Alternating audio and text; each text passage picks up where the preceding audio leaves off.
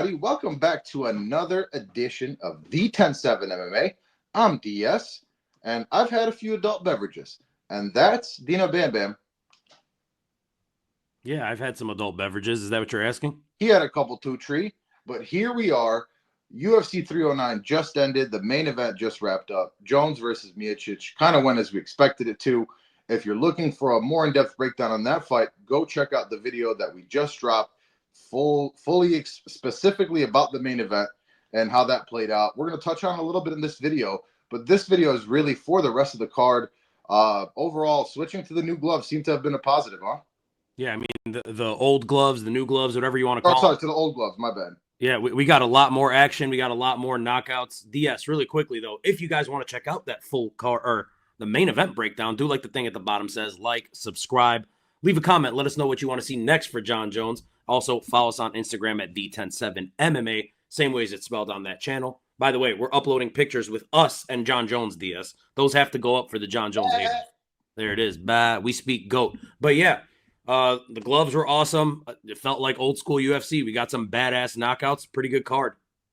Yeah, pretty good card. Overall, we did not do as well as a squad as we've been doing, but we didn't do terribly. I saw a lot of influence or a lot of creators, in the space, 6-12 and shit like this. We did better than that, at least. In any case, it was 6 and 12. Card. There was no 18 fights, DS. What are you talking about? Well, no, I said 6 and 6. You said 6 and 12, but it's fine. My bad. I get what you're saying, but hey, we're look, man, we're still on a hot streak. We're still above 70% on the year, which is fucking bananas. Both of us. Yeah. So what about it? So I'm saying exactly. Yeah. Also, it's fucking 1:20 a.m. right now while we're filming this. So give me a little bit of fucking space. All right. So without further ado, let's get right into it. The first fight of the night was Veronica Hardy. She took on Eduarda Moura. I know that we both had Veronica Hardy winning this fight. Unfortunately, she ended up losing a decision victory to Eduarda Moura. What did you think of this fight? I know it didn't play out quite like we thought it would, but what did you think overall? Yeah, I mean, it was a sloppy, lower level women's MMA fight. Veronica Hardy really disappointed me. You know I'm a huge Veronica Hardy guy. I know you're a Veronica Hardy guy. She's an our girl, and she disappointed us tonight, man. 29-28, 29-28, 30-27 to me, DS is a crazy scorecard. Round 3 was a clear Hardy round, but ultimately it was the right decision. Eduarda Moura did win that fight. Just an insane scorecard to me. But yeah, man, she just didn't seem like Eduarda Moura seemed much bigger. She seemed stronger. Just disappointing from Veronica Hardy. Yeah, I was a little disappointed too. And I said this in the breakdown. Like Veronica Hardy's been one that I think I've gotten both of her last 2 fights wrong. I was too low on her, mostly too low on her, right? But she's shown clear improvement since Dan Hardy's kind of been in her corner. But yeah, man, she just didn't have enough output. One thing I didn't like too is that, I mean, Dan Hardy was nice and aggressive, and I think that was the right moment to be. I don't think he was disrespectful or anything like that, at the end of the second round. But one thing I didn't like is it wasn't Dan Hardy, but one of her other cornermen said that it's like 1-1, right? And it wouldn't have really mattered, right? But she still kind of gave it her all in the third round. But yeah, again, this is like the second time that we're talking about this in like a week where it's like, man, like, I don't know, that's just like, why would you ever, if it's close, why would you even err on the side of that? You know what I mean? Like, yeah. if I'm a corner, like, I guess to build confidence, it just didn't make sense. Anyway, to me, I thought Veronica Hardy just needed to be more active. Eduarda Moura, I will say, also, Veronica Hardy constantly moving to the right of Eduarda Moura. She's got a big right hand. Why are you doing that? If you're circling, circle to the other side where she doesn't know how to throw the punch from. Eduarda Moura has more power than I thought. And I know it's just one punch. It's just that right. But, hey, man, good power. Eduarda Moura is better than I thought she was. And Veronica Hardy is probably closer to the fighter that I thought she was 2 fights ago when I was a little bit, maybe I thought too low on her. But anyway, yeah, would have liked to see more from her. Unfortunately, we both got that one wrong. Anyway, let's move on to the next fight. It was Oban Elliott taking on Bassil Hafez. And I think you picked Hafez ultimately in this one, right? Yeah, and shit, I was wrong, man. I was not a believer of Oban Elliott. I was going to say I saw the post that you made at the 10-7 MMA on Instagram. Go follow about that specifically.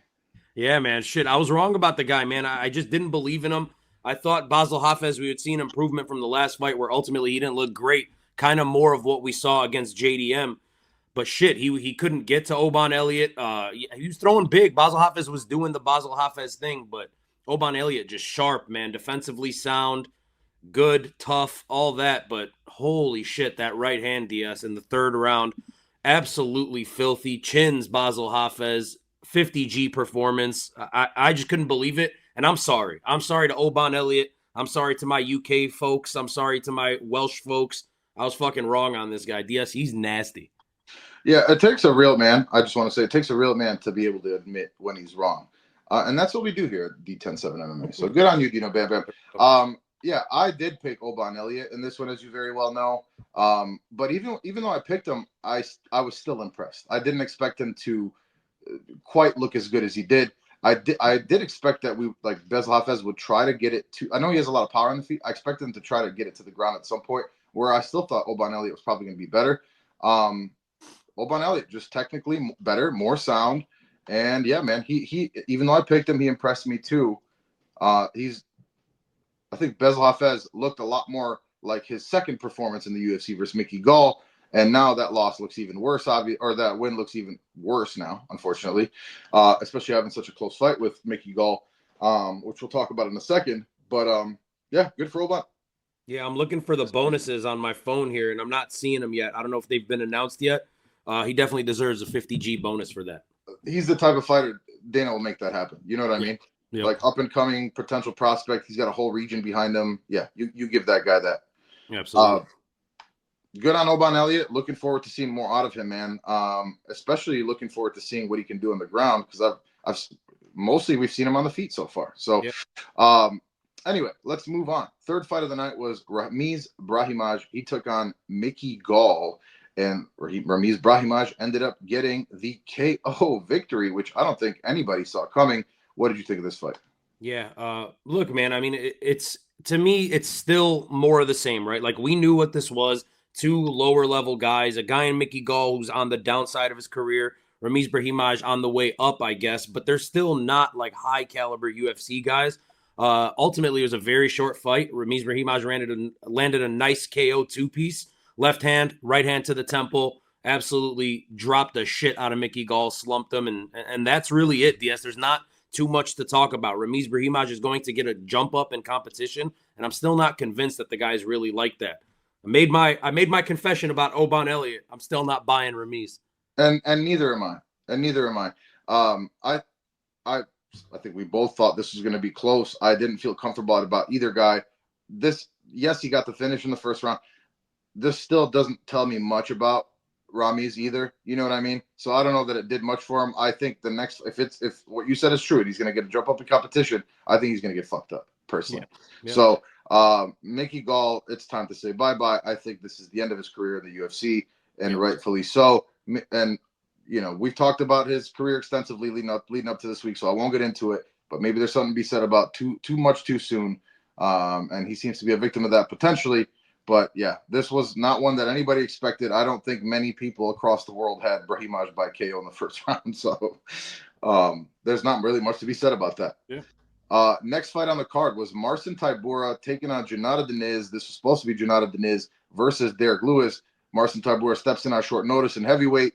And this fight, in my opinion, pretty much kind of went exactly how I expected it to. I expected Marcin Tybura to, if he didn't get knocked on the first round, and obviously he didn't, and Jhonata Diniz is a dangerous fighter, don't get it twisted. But yeah, got the takedowns, and once he got him down, he pretty much kept him there. And it wasn't the most fun fight to see, but Marcin Tybura got the job done. There's really not much to be said. I guess the ending was kind of controversial, the doctor stoppage thing. I didn't think so. Like, whether it's a doctor stoppage or a TKO or whatever, I thought that fight could have been called either way. But yeah, didn't learn much. Nothing really shocked me in this one. I mean, yeah, DS, this went exactly like we said it would and it could, right? We said if Jhonata Diniz is going to win this fight, he's going to have to knock out Marcin Tybura in the first round, which was a very likely outcome. And he almost did it. He landed a nasty head kick that melted Marcin Tybura, ultimately got in the clinch, and then the takedown, which was like, oh, okay, we're where we ended up. You know, like, this is where we wanted to end up for Marcin Tybura. So he beat the shit out of him in that second round, man. He dominated him. He beat the fuck out of him, dude. A poor poor job by the referee. I think he could have stopped it with a couple seconds left, maybe 2 seconds. But I get it, right? You look at the clock, there's not too much time. You hear the 10-second clapper, you want to give the guy a chance. But he got up and he was concussed as shit, Jhonata Diniz. I'm glad the doctor stopped it. And his corner tried to lift him up, and dude could not stand. So and ultimately, DS, it wasn't for the cut that they stopped it. It's because he was wobbly. Yeah, so, I know. This guy's fucked. And rightfully so. Rightfully so. But I'm glad. Listen, man, when there's that much time left and it's so short, it's like, I guess you got to kind of just let it play out, unless he's literally like done, you know? So Jhonata Diniz was at least moving around a little bit. I get it. I think this is the perfect call. And I think this was Herb Dean too, if I'm not mistaken. Yeah. So say what you will. I think this is everything here went right, and it went kind of as expected. So, all right, moving on. Next fight on the card was David Onama. He took on newcomer Roberto Romero. David Onama ends up getting the unanimous decision win. What did you think about this one? This is a fun one. I mean, DS, every fucking time you get David Onama in there, he's going to put on a fun performance. Win, loss, draw, like whatever. He may not look the best technically, but he's going to be fun. Right. And holy shit, this guy, Roberto Romero, came out like a bat out of hell in that first round. Fast as fuck, lands on Obama, hurts him a lot, drops him. Obama. Did I say Obama? Yeah, you did. Onama, David Onama. My fellow Americans, sir. Fala Galera. Galera, boa noite. That's it. So he drops the shit out of David Onama. Onama, in typical fashion, starts to come back in that round, drops the kid at the end of the round. Absolutely a round of the year contender. I get scoring it either way. Like, they did the same thing. They both dropped the shit out of each other, had each other hurt, but Onama did it towards the end of the round. I ultimately scored it Onama 10-9. I think he was closer to a finish, but a tough round to score, a definite round of the year contender. And then the second round, another great round. Onama, clear round for me, but credit to this kid, Roberto Romero, man. Tough as fuck, DS. Tough as fuck. Really impressed me. A lot better than most people his age in the UFC or, in MMA in general. He was composed, man. He was at 24 years old. Bro was born in fucking 2000. The kid was composed. He looked really good. He belongs here, Yeah. David Onama, not easy for anybody, though prone to mistakes. I will say David Onama is, and we saw some of that. But man, credit to Roberto Romero. I do think that he belongs in the UFC, and I'm looking forward to seeing more. He's only 24 years old, man. Like, people underestimate how much better these young fighters can get in short time, especially somebody who's only had 13 professional fights. And DS, there was one point, I don't know if it was in between the first and second or the second and third. I think it was the second and third round, where they were listening to David Onama's corner, and he's like, shit, this guy's good. Like, he was surprised, like, fuck, this kid's tough. So, it kind of reminded me, like, only the toughness, don't get it twisted. Not like the output level of O'Malley versus, what was his name? What was you talking about? Green hair, Chris Matinho? Yeah, but like, only from like, people didn't expect him to last, right? Well, we were there for that one. I know we were. I guess we got to flex that a little. Anyway, that's all I got for that one. Anything else? No, that's it. Welcome to the UFC, this kid, man. I'm excited to see what he has next. Absolutely. Next fight on the card was Jim Miller. He ends up getting the gilly and shouting out Dustin Poirier after it, versus Damon Jackson. What did you think about this one? Did it play out how you expected it to? No, I mean, I thought that Jim Miller was done after that performance at UFC 300. I expected the decline of Jim Miller. I've never been a big Damon Jackson fan. I've always been a big Jim Miller fan, but I just thought age was catching up to him. And maybe it still is. Very little time spent on the feet, decent little back and forth. Hard to judge who was winning that. And then Damon Jackson just shoots a desperate shot like he tends to do sometimes, gets his neck cinched up immediately, gilly round one, fight's over. The second Jim Miller grabbed it, I knew that shit was done. Nasty guillotine, another finish for Jim Miller. Like, we just didn't learn anything about either one of these guys at this, in this fight, and that's unfortunate, but I'm very happy for Jim Miller adding on to his career high UFC wins. Yeah, you always love to see it, right? Nobody could be that upset in any way about a Jim Miller win. It's just interesting to see such a high-level jiu-jitsu guy, such a high-level grappler like Damon Jackson to get fucking finished by a gilly. He like panic tapped. He was so ready, like, to. Well, that's what I'm saying. Yeah. So, was it one of those things where he was over-respecting Jim Miller, but he's a veteran of the sport himself, Yeah. Were the hair plugs getting to him? I don't know. yeah, not really how I saw this one going, but man, props to Jim fucking Miller, dude. Yeah, awesome. Speaking of hair plugs, what's up? You getting them or? They told me I was too bald to get them, so Damn, that's tough. yeah. Next fight on the card was Jonathan Martinez. He took on Marcus McGhee. We both had the underdog, slight underdog, Jonathan Martinez in this one. It was a close fight, but ultimately Martinez not active enough. Would you agree?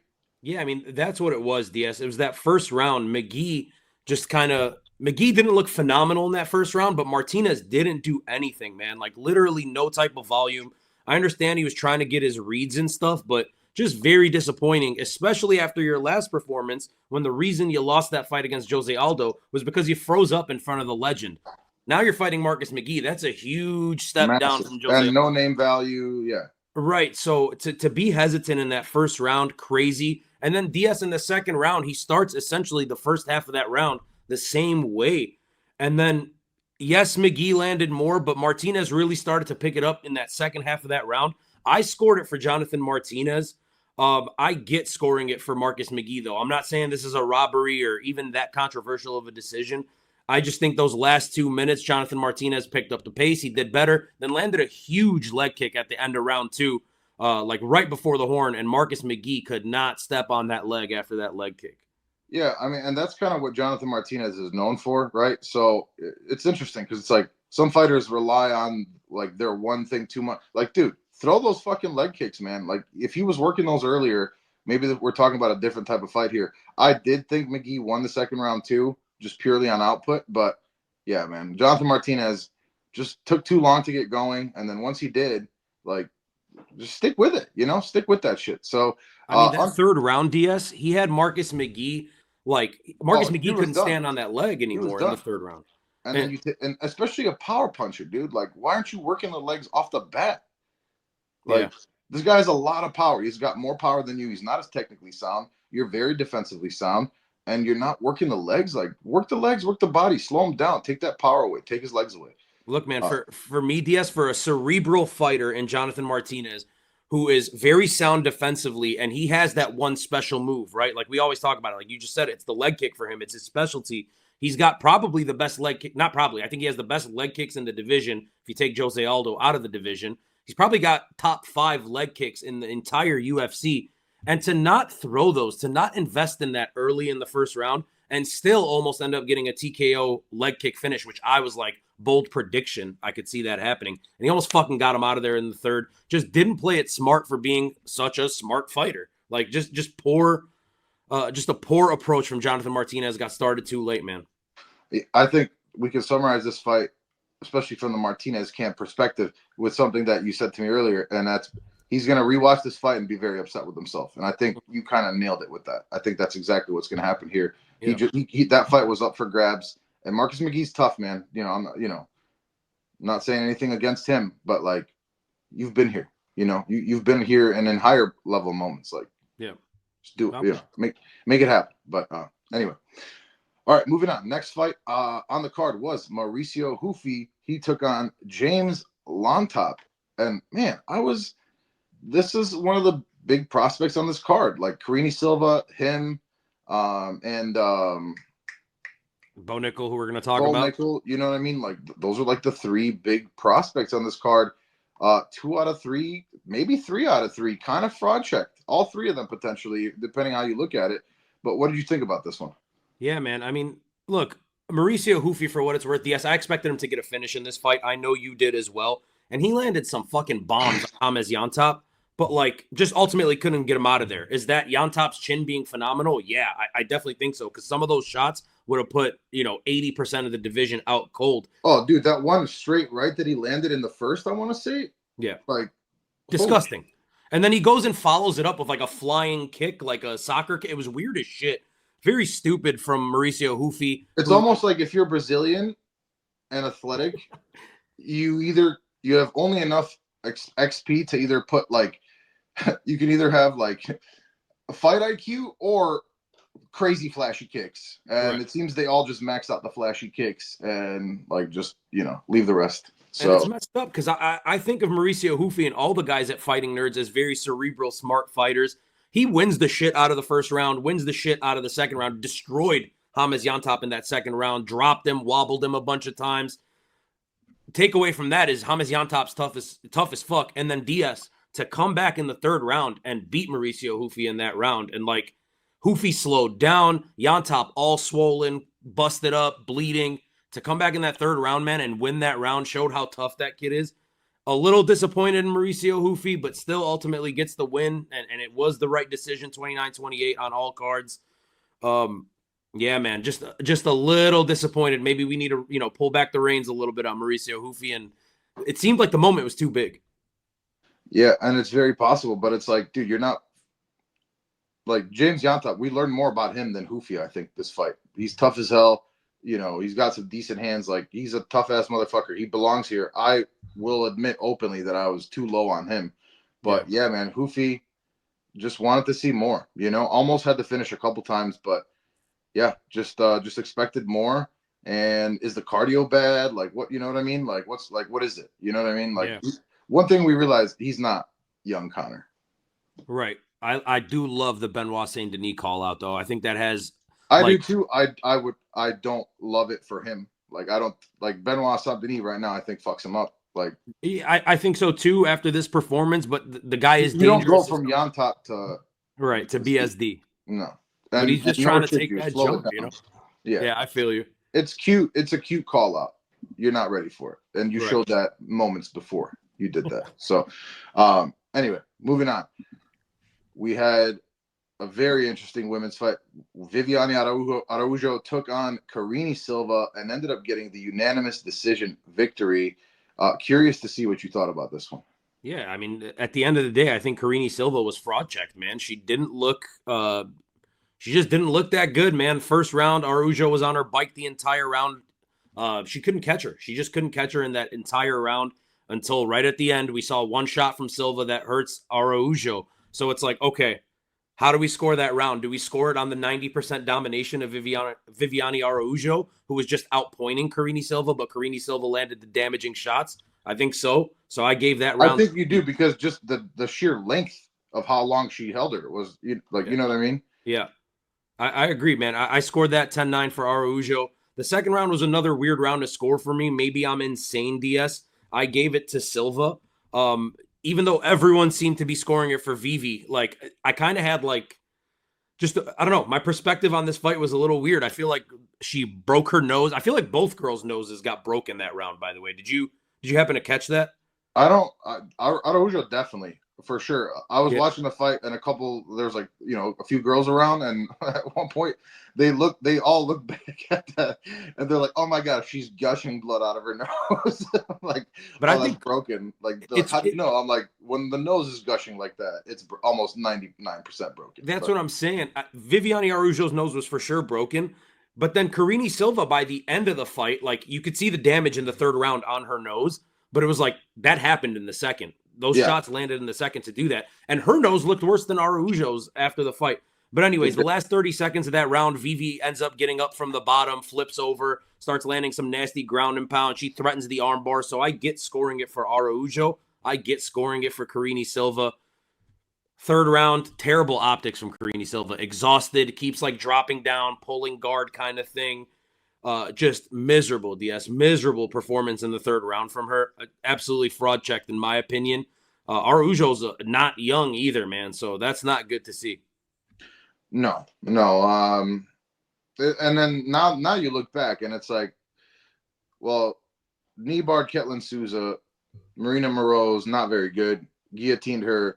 Took a deep, like a okay step up in competition from a new version of Ariane Lipski, who's looked pretty good, and then got her first decision win. Didn't look quite as good, was somewhat competitive, and then now with a decent step up against a much older fighter, you lose it clearly, right? So I just expected her to be a lot better on the feet overall. Like, I know Viviane Araujo, like, the power. I just thought once Araujo felt the power, that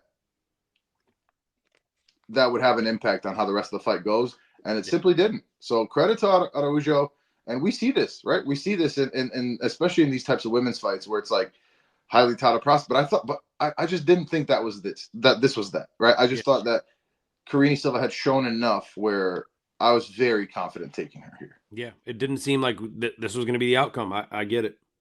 So that's 2 out of 3 fraud checks in a row. And then what do you know? The third up and coming prospect, Bo Nickal, he took on Paul Craig, and we both, I'm pretty sure, had him by a finish, first or second round. And what do you? Or did you have third round?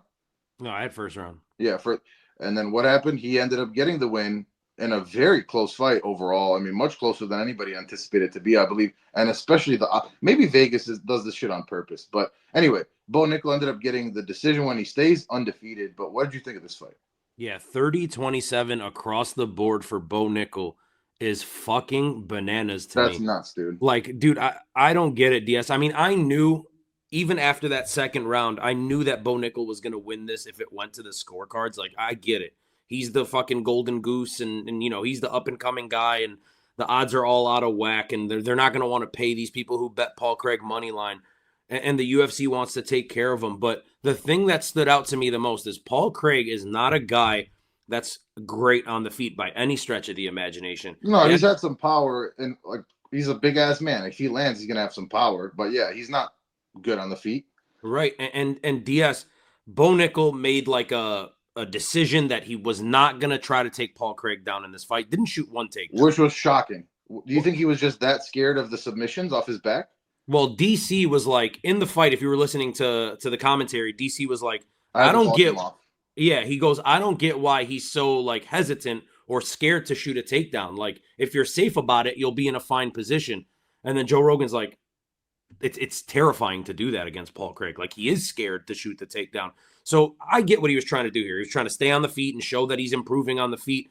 But his game wasn't working, DS, with Paul Craig, his stand-up game, because Paul Craig did not fear the takedowns whatsoever. He didn't fear the stand-up.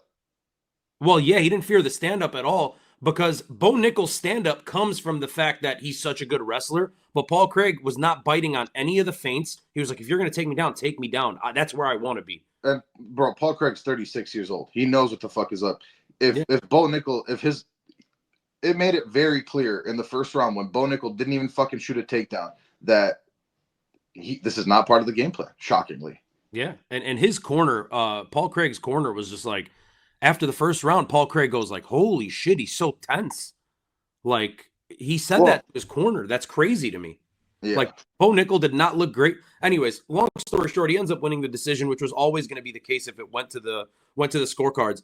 Couple things. Bo Nickal absolutely fucking out of his mind, Juliana Pena levels of Delulu, as you like to say, for sitting there and saying, I dominated this fight. I whooped his ass. It's like, no, dude, you didn't. You did not look good against Paul Craig. And for the people who think that Bo Nickal has a shot against Khamzat Chimaev, you are out of your fucking mind. Out of your gourd. You know, it's crazy, too. The same girls that I was just telling you about, I had the sound off, like I just told you. One of them turned to me at one point as Bo Nickal was announced the winner. She's like, this guy looks like he's like not too full of himself. He's pretty humble. And then turns out as he was literally in that moment out of his gourd. So disappointing for all the prospects on this card. Which is, in a way, one of the most unfortunate things that could have happened. Right. For the future of the sport. Anyway, co-main event. Your boys, Charles Oliveira, Michael Chandler. Oh, fuck. Talk to me. Holy shit, DS. I mean, first of all, nervous doesn't begin to explain how I felt going into this fight.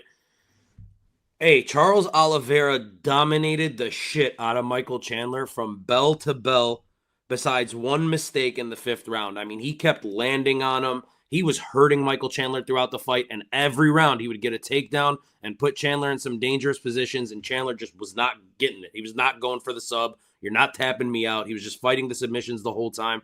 Absolute fucking dominance from Charles Oliveira. But DS, we get that typical Charles Oliveira moment in the that typical round. Michael Chandler moment. Yeah, right. We literally got that. We got the typical Michael Chandler moment where he's going to destroy somebody but not be able to finish him and fuck up and give up his back like he did with Poirier. And like Charles Oliveira, the typical like, oh shit, all of a sudden he just gets rocked. Like, you fought a fucking perfect 22 minutes with this guy. Perfect. And then you let him you just drop your hands. He just like stopped just was in the fucking distance and just was like, fuck it. Like, go ahead. There's like kind of put his fucking head out, like chin up, hands down, gets cracked by Mike Chandler. Absolutely fucking insane fight. insane round, I should say. The first 4 rounds were kind of, for the lack of a better term, they were boring, but we're all so excited because it's these two. But that 5th round, another contender for round of the year on this card. The best, when Michael Chandler had Charles Oliveira on his back in the last few seconds, and he gets up and he smiles at the crowd and he's like, should I do it? Should I do it? And they're like, yeah. Like, and he fucking slams Charles Oliveira like he did in the first round, gets up and does it again. Like, where's your energy coming from, my guy, in the 5th round after getting fucking pummeled for 4? Yeah, he's a dog, man. He's an absolute fucking dog. I will say I do believe that this is it for him as far as like a true title contender. Yeah, and that's what this fight was, right? The loser of this was no longer going to be a title contender. Charles Oliveira called out the winner of Islam and Arman, and then they gave Michael Chandler his moment on the mic. Like, is that what you do? You have to. You have to. You have to, but like, I guess the Arman fight at the end was pretty close, but like, it was very close. Yes, and who else is in the lightweight division? Max. No, I know. That's lost, what I'm saying. Like, Gaethje just lost, and Poirier, just lost for the title. Charles Oliveira is the biggest name, definitely in the division. He's a top 3 biggest name in the UFC. He gets that rematch against Islam, which he deserves, or Arman Sarukian, if that's the case. But it might be time for Islam to move up. Like, I don't usually vouch for that. I hate that shit, but I think this is like a case where even though he hasn't defended it much, it might actually be time to move up. Yeah, but he's not going to fight Bilal. And, I know he won't. I know he won't. And then one more thing. They give Michael Chandler a moment here to talk after the fight, and he does his thing, and he goes, well, I'm not calling out Islam. Charles already did that, so, like, that's gone. Like, gave up. Like, okay, I get it. I'm not getting a title shot anymore. So, like, maybe Max Holloway for the BMF? Or he does the... that would be a sick fight, though. Yeah, that's an unbelievable fight. And then he does this, DS. He hits the hot... Conor McGregor. It's like, all right, bro. Like, if you ever get your shit in order, like, let's ride, bro. Us real athletes are keeping the octagon warm for you. Would love to see. And we'll continue to say get either one of those fights. We'll continue to say here on D107 MMA that fight's never happening. No, it's not happening. Conor McGregor's never fighting the UFC again, in my opinion. All right. Main event time, and we did a full video breakdown on this, so go check that out if you want an in-depth breakdown. So we're not, for the purpose of this video, going to drag it out too much longer. Jon Jones wins by dominant fashion, dominated Stipe, arguably a 10-8 round in the first round, and ends up getting the TKO finish after, it wasn't even a liver kick. It was like the other side. The liver's on the right side. Same position, but right side. It was like a lower rib kick. Yeah. Dropped the fuck out of Stipe, probably knocked the wind out of him. Lands a nice uppercut from the front, coming up, and quickly called, and rightfully so, because when you're on all fours as a man, it's usually not a good situation, especially if Jon Jones is around. And now I'm realizing that could be taken in many ways, but you know exactly what I mean by that. But no diddy. But what the kind of the biggest thing about this is that Jon Jones looks like he left the door. He definitely left the door open to fight Tom Aspinall. Everybody wants to see that. And maybe now we feel a little bit differently about it. I'll let you take it from here, though. Yeah, I mean, I don't got too much to say. We said it in our main event breakdown. Go check that out. It'll be linked, or it'll be that thing where there's a little box at the end of this video. It'll be that. Click on that fucking box if you haven't seen that. But DS, look, I love Jon Jones, man. I'm a huge Jon Jones supporter. He beat the shit out of Stipe, man, but there was moments in that fight where he just looked slow. He looked chunky. He looked a little. He ate a couple shots. He ate a couple shots from Stipe, and good on Stipe. And Stipe looked bad. He looked noticeably different. Yeah, he looked bigger. But hey, man, I was still kind of impressed with Stipe Miocic. I think he could still do some damage against those. Out of those top 5, top 6 Stipe guys. If stayed in the UFC right now, he would win his next 2 fights dominantly, assuming it's not Tom Aspinall. Right, like if he's fighting Tybura or Jhonata Diniz, who we saw on this card, he's going to beat all those guys.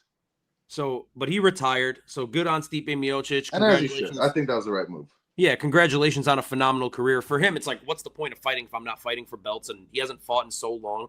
And he's 42. What he's going to build up by the time he's 44, he's going to get his next title shot. Right, and then DS, congratulations to Jon Jones, the GOAT, remains perfect, keeps that door open, like you said, for a potential Aspinall or Poatan fight. Did not vacate the title or put the gloves down. Show me the money. Like he wants that big bucks for that one. He wants to make boxer money, 30, 40 million on that one. And I'm still not confident we see Jon Jones again in the octagon, to be honest with you. But If you guys want to hear our opinions, go check out that video that will be linked in the bio. DS, overall, what did you think of what did you think of UFC 309?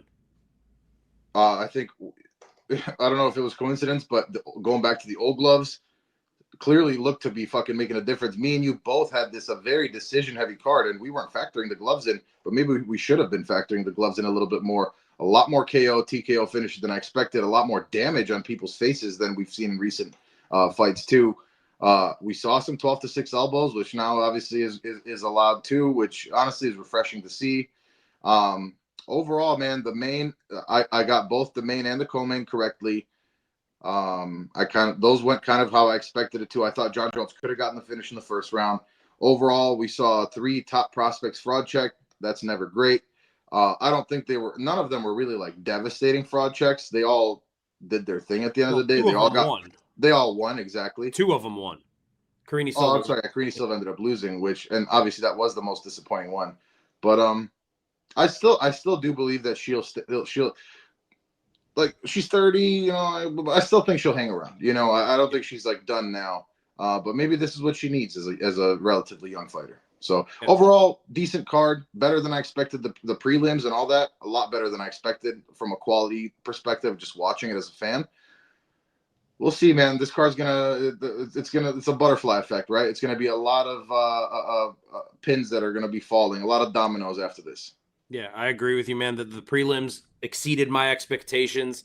The main card kind of started slow with the first 3 fights. Those were a little disappointing, but of course, Oliveira and Chandler were never going to disappoint. And then the main event was going to be fucking intense, on either side that you were rooting for. So I like the UFC 309, man. Next week, we got to wake up at like 4 a.m. local time to watch my boy, Davison Figueiredo versus my boy, Petr Yan. So that's devastating for me as a fan, but I'll be up, brother. I'll be up. And tomorrow, DS, check this out. You ready for this? To our subscribers, tomorrow on Sunday, you can expect my quick picks for that card. I'm going to be breaking it down tomorrow. Yes, that's the kind of research. I got to watch all these Asian prospects, but I've been watching Road to the UFC. I've been watching some film. I think we're going to smack on that card. And I'm excited, man. Let's get it, brother. Hey, guys, so if you enjoyed, do us a favor. Do like the thing at the bottom says, like and subscribe. Leave a comment. Let us know what you thought of UFC 309. Was Bo Nickal fraud checked? Should Jon Jones fight Tom Aspinall or Poatan or nobody? Hey, let us know. Guys, we're the 107 MMA. Thank you so much for watching. Peace.